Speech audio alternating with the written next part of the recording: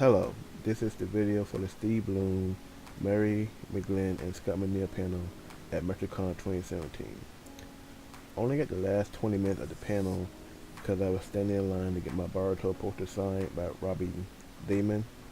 It's my last chance to get my autograph, so I'll make that my top priority. But here's me getting the autograph and walking to the panel so I can prove that I'm not lying to you in first person and third person.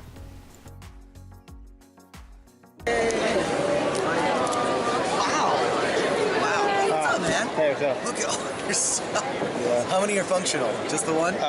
This one, that one. Jeez. Oh, cool. Boruto. Yeah. Should I make this out to you? Yeah, Chaz. Chaz? Yeah. I've met you before. Yeah. You met at the last Metro. Maybe even the one before that. Nah, just last year. Good to see you, man. Yeah. I was wanting a picture too, but he looks busy. Are you having fun this year? Yeah. Awesome.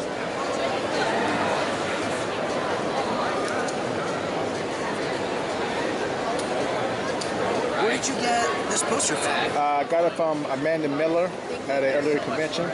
Yeah, I haven't seen this one yet. It's very cool. Yeah. There you go. Thanks. It's very odd. Whatever. I don't know how to do any of that. Right. Later, man. Take care, Chad. Okay. Go.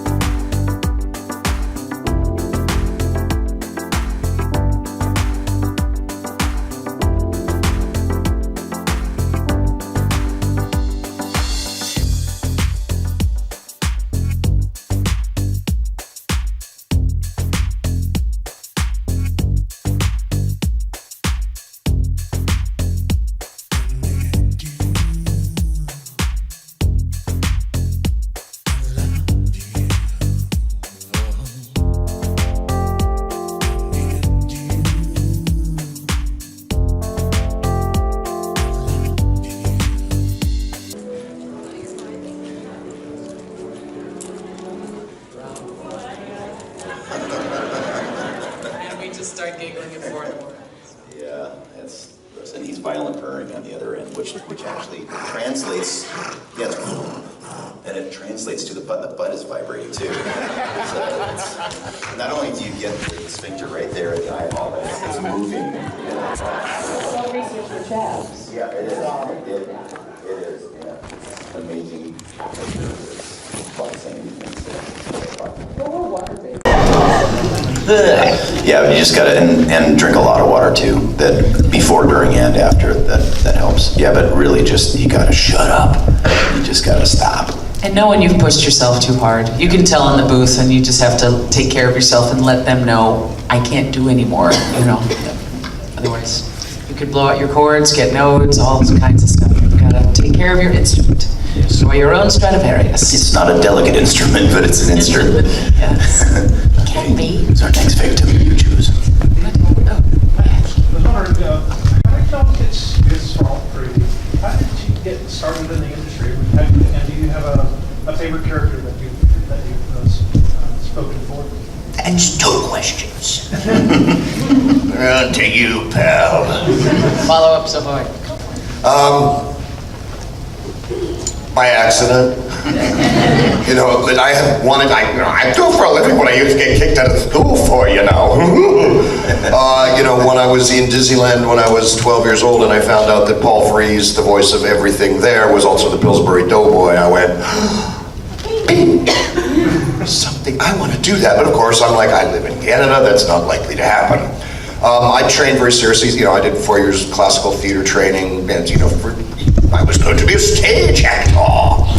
Of course, got in trouble there because they kept going, you know, no one's ever going to want to pay money to hear those silly little voices. You're Scott. But very much long story short, I did a radio play where I played like 15 characters just kind of for fun for a friend of mine. And I went, you know what, this is kind of what it's like. So let's see if we can maybe, you know, get an audition, do radio commercial, something. There's a much longer version of this story, but essentially I went in. The guy that was casting it, and I do kind of what I do, which is just started spewing personalities randomly around the room. And he was like, wow, I wish I'd met you a week ago. And I'm like, wow, that's good. Why? And he goes, well, I just finished doing some casting on G.I. Joe. And I'm like, yeah, right, like what, the cartoon? And he's like, yeah, but I went, oh. So they brought me in for the next thing. Directed by a psychopath, and I said, I'm never going to do this again. So basically, the industry was just starting in Vancouver. Then I went in for the New Adventures of He-Man, which I booked, and that was like 65 episodes of, hello, I'm not unemployed, and look, I can afford all the sushi I want. And then it just took off from there. You know, I've done like probably 14,000 episodes since, but 99% of it was just being blind, lucky, being in the right place at the right time, saying the right things in the right way. Having done the work first. I sort of forget to stress that sometimes. Yeah. People go, so it's like, no, you got to be ready if it happens. Yeah, I met this amazing young woman at the table yesterday, and she had these great voices, really high and cute, and I was like, wow, yeah, you could do all of these amazing voices. Now you got to support it by becoming an actor, because that's what all of us are, is we are actors, and it doesn't matter how you become an actor, whether it's classically trained. I was also classically trained. I was going to be a theater person, but then I realized I really just wanted to be on Star Trek. So in Texas, I was like, either go to Broadway or go to LA, and I came to LA and did that, and I got hurt on the set of Xena Warrior Princess in New Zealand, and I came back and I started doing anime voiceover because my knee was kind of messed up after that, and that was it. But and then they had too many shows and not enough directors, and they said, do you want to direct? And I said, sure, I'd love to, and they gave me Cowboy Bebop, and that started my directing career. And I've been really focusing on that ever since, which is sort of amazing. And now, sort of 15, 20 years later, I'm starting to get really back into the acting, being on Star Wars Rebels, and now OKKO, a new show that just premiered last week for Cartoon Network, and 2 other really big franchises that are coming out I can't talk about yet. But yeah, and I think Bebop changed my life. And playing Julia changed my life, because that's where I met Steve. I was so obsessed with his voice as Spike Spiegel that I said, well, I don't know if we're ever going to meet this Julia chick he keeps talking about, but I'm going to play her, because I was obsessed with him. And I think playing the Major really changed my life from being, I talked a lot this weekend about playing battered women and abused women, and it was the first time I could play a really strong female individual that wasn't reliant upon men or wasn't defined by that. It was sort of going through her own existential journey of figuring out who she was, you know, and that was great. That was really empowering to me. I entered the business backwards, upside down. I was a struggling musician. I was playing for an R&B band in the 80s, opening for heavy metal acts. So you can imagine how well that was going. But to support that obsession, I had a day job at a film studio. The company was called Empire Entertainment. We made movies like Reanimator and Ghoulies. And I was the only non-actor in the building. Everyone from interns all the way up wanted to be an actor. I didn't care at all. And I just happened to have the deepest voice in the mailroom. And they were casting for a Japanimation thing called The Guyver. And asked me if I'd be interested in coming in on a weekend, and they would give me free breakfast and lunch, and nothing else that he said mattered to me at that moment. It was just free food with a bunch of really cool people and making stupid noises. Yeah, I'm gonna try that, that sounds fun. Fortunately, because of my music training, I had the ability to match the lip flaps and the movements of the characters on screen. So there was a training aspect involved to it. I was not classically trained like these guys as far as acting was concerned. 25 years of doing this was my training and stealing from really, really talented people. So there are different ways of going about it, but you do have to have the training to work on this level. So yeah, I sort of stepped into it backwards, and I've been learning ever since. I learn every single day, and I really learned the most important lessons of acting, which was to get in touch with your own true essence and your unique quality that you can bring to it. By working with Mary Elizabeth, she actually pointed that out to me in the course of recording the Cowboy Bebop movie specifically, where I had to become vulnerable. And for me, that was the hardest thing of all in acting. I can do the big broad things, I can do all the crazy character voices, but to get in touch with something that's actually painful personally, that's what was the tipping point for me, and made me realize, okay, this is something I'm kind of built for, and I'm willing to go there. You have to be willing to go there too. Yeah, so. And willing to fail. Again, I talk about failure all the time. You learn so much by just being brave enough to mess up and not succeed. Yeah, we fail so much. It's fun. It's awesome. That's my favorite thing to do. Yeah. I am a failure and I love it! Yes! Yeah! Failure. Okay, yes. Hi, first for Steve, I was wondering, one of my favorite roles of yours is Mugen from Samurai Champloo. Oh, nice. I was wondering if you could tell us a little bit about your experiences voicing that. And second, for both Steve and Mary, with your experience working on Star Wars Rebels, would you ever be interested in partaking in future Star Wars film installments? Let's answer that one first. Yes. Yes. We love everything Star Wars. We're both Star Wars fans. Yeah, we went to the aquarium and I realized Steve had his Rebel shirt on and I had my Empire shirt on. And I was like, well, it's appropriate. And we're nerds. Yeah. I know. Star Wars is the first time I think I saw Governor Price was at a screening they had for us at the Disney Channel building. And we sat and watched it, and I was so blown away, and I couldn't even believe that I was in that universe. And then the credits rolled, and there was my name in that light blue font with the stars in the background. I just burst into tears. It's been the most influential movie franchise of my life, besides Alien, I think. So yeah, for me. But you were in it from the beginning. I can't even imagine. Yeah, it was crazy. I've been working in the Star Wars universe for a while in the video games. And then we got Star Wars Rebels, and I fanboy squeed through every single episode internally. And then I got to work on Rogue One. I actually got to do some background voices, a lot of stormtroopers and aliens and Imperials on Rogue One. And again, just tucking all that in, and the fanboys just screaming through the entire thing. Matt Wood, who's the sound designer for Lucasfilm, directed us in that room. And a lot of people in the room were from different parts of the Star Wars franchise. So all of us were just kind of going, oh my God, this is so cool. And so what was the other question? Samurai Champloo. That was an interesting thing. I was a little nervous going into that one because Bebop had begun its run. And the character was so similar voice-wise. They wanted the same voice, and I really wanted to do something different. I didn't want to be known as the guy with the one voice. And compounded by the fact that the entire Japanese staff was sitting there in the room monitoring every single syllable that I uttered, and they wanted to make sure that it was very true to the original Japanese, so there wasn't as much freedom on that show as there was on Bebop. So I was a little nervous during the recording of that one, but it was so cool. The show was so cool, and the music was really cool, and finally I settled into it a few episodes in, and it was a great experience.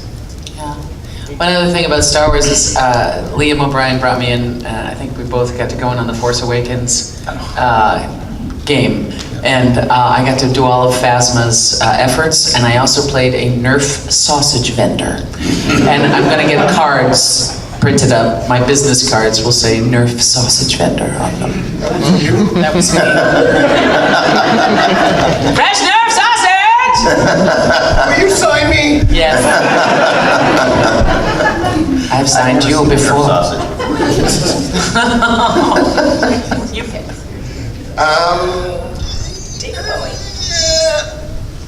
No coaching. David Bowie. That was a line read. That was. Stop It's it. more Ziggy than David at this point. It is, you're right. Points Ziggy out. Stardust. I only got here a few minutes ago, so you've probably already gotten this question, but would you rather fight an elephant-sized duck or 100 duck-sized elephants? Done both, it's exactly the same. Elephant-sized duck. That would Or a work. hug, yes. I'd go for the 100 elephants, the little baby elephants. Mostly because I'd be like, yes, attack me more, and I'd get on the ground with them and like, yeah, give me attack me. Elephant puppies. Yes, little elephant baby. I want nothing to do with ducks. Ducks are savage. Look up duck rape on the internet. I know. We got a pool. I've seen it happen every year. They come and they rape. It's savage. They're awful. They're monsters. Ducks are the most evil thing on this planet. I don't close my eyes on the floaty on the pool anymore. Yeah.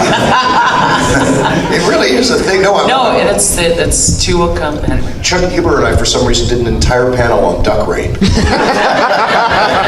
And it just because suddenly people had heard about this, and it was like, I just happened to have read this 9-page thing. I was like, it's evolution happening very quickly. But two will go after a female. At the end, she gets to choose which one she wants, and then they are together. Yeah.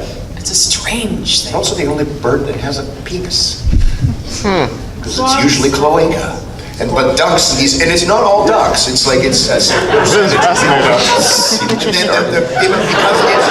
usually ends in death. And then the female ducks, which is also very unusual in the avian world, will actually have a vagina, and it starts to develop. Like the male will have a corkscrew penis, and as that starts to change, the female will go corkscrew the other way, and trap doors, and bolts, and it's ridiculous. And it's all happened in the last few years. I'm not okay with this. Wow. Next time you see a duck, just kick it. No. Ducks are not nice people. We do not condone any violence against dogs. Wow, PG-13 just took on a whole new meaning. Fortunately, I grew up in a Jewish family where 13 means you're a man. Yeah, go ahead. What do y'all think about like amateur stuff, like maybe Dragon Ball Z abridged? I know you Piccolo. Didn't we just do that? Yeah, they already asked. Oh, I did. Guys outside? I think it's funny. I think it's brilliant. Yeah. Because you guys get to have a lot more freedom and fun. I mean, you know, we do the same thing. It just never usually makes it to Final Cut. Yeah. Just like some guest voices. That has some legal gray area. So I missed the last one. Oh, do some guest voices on that. No, that's for you guys. I mean, you guys can get discovered off of that stuff too. I mean, they're finding more and more voice actors off of YouTube and Twitter followers and everything else. So put yourselves out there. You never know. You never know.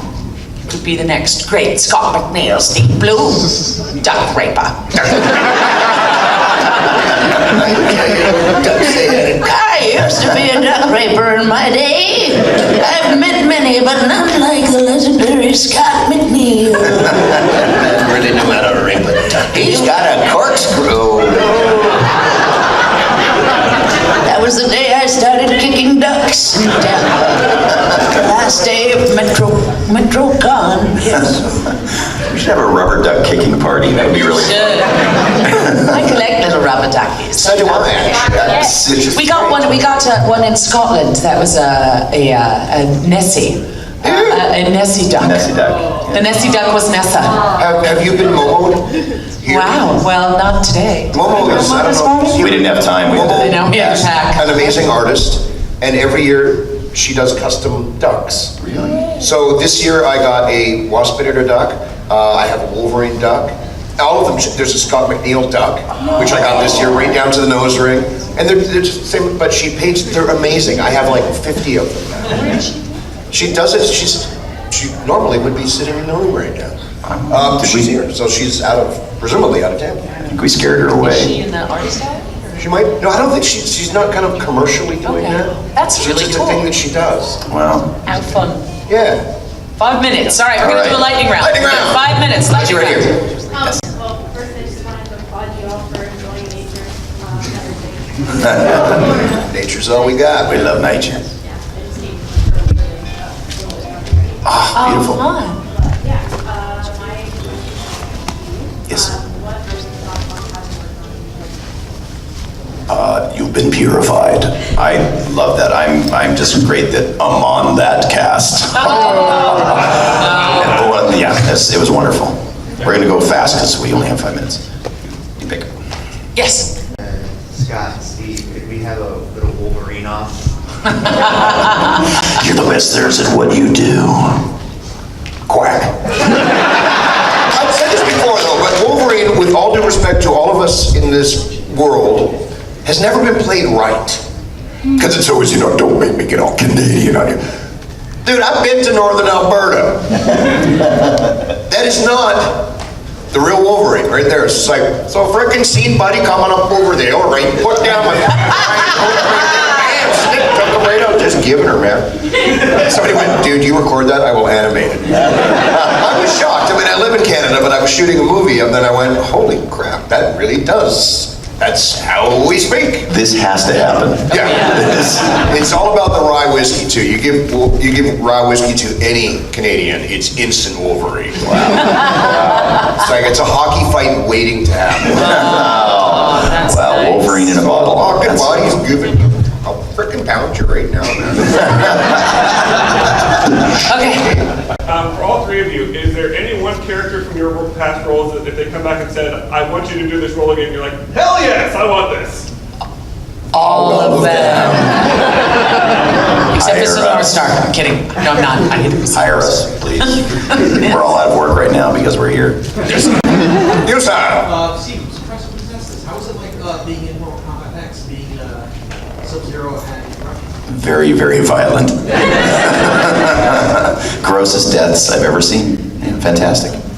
I will rip out your spine. Yes. Sorry, I'm so starstruck right now. I've never met a boy before. Sausage thing. thing. What did you think of like Scarlett Johansson playing with Togo and the guy who played Batou? What did you think that they did pretty good as their role? Because I don't think they sucked, but I think they're good. I love Scarlett Johansson, and as long as the director was cool with her, I was fine. If she's the only way the movie could get greenlit, then that's a problem with Hollywood, and not a problem with Scarlett Johansson. So I don't agree with the whitewashing, but I also think that if that's the only way that people can get this movie made, then get the movie out to see a broader audience, because that'll bring people to the anime, hopefully. So I love her. I think she's amazing. And Mochiko kicks Black Widow's butt. But Deep in center field in the black shirt. All right. Are there any really interesting, crazy, random anecdotes you have from either in the booth or filming movies or anything like that? That's question one. Question two is, can I come up there and shake your hands before the crowd gets crazy? I'll never have the chance. As long as you give it back when you're done. I was doing voices on Halo, and it was pretty much just a sound set, which is what we go in and it's like, so it's all fighting and reactions. And they said, just parrot the guy who did your male version of you. And I was like, okay. Turned out it was Steve Blum. So I started parroting Steve, like you do thing, and I'll do it too.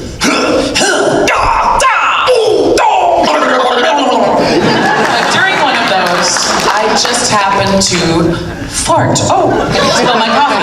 So I was like, and I was like, and I just kept going, and that nobody noticed. At the end, I was like, so we good? And they're like, yep, we're good. I said, great. So I know that I have a fart in Halo. So that's good. So that's what that was. Yeah, my brief anecdote actually leads. Of course, it's going to be a fart story, and it's a Wolverine story. Yay! I probably have the same one. The most testosterone-ridden hero. It's like there's Aquaman here, there's Wolverine here. So we're having some epic fight, and we're picking up planets and throwing them at each other, and trucks and mountains and stuff. And it's just like Wait